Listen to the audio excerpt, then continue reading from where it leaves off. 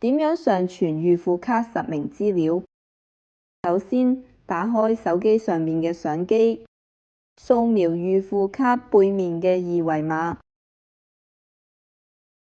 選擇個人。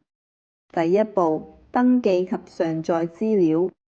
按選擇檔案，上傳預付卡圖。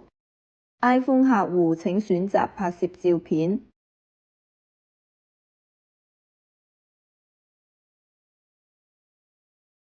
其他手機客戶則可以選擇影相或相片圖庫。見到成功選擇檔案之後，按上傳，顯示已經上傳並自動填入預付卡號。如果冇，請自行填入，然後選擇證件類型。按選擇檔案，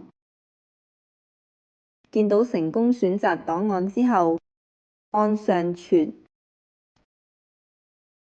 然後按下一步。第二步，核對資料。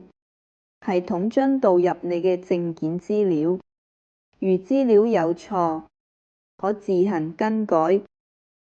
如果冇，請查核確定後，按下一步。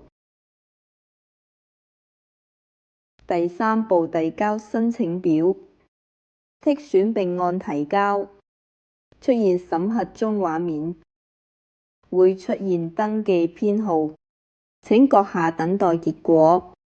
如果已經通過實名登記，會收到手機短信通知。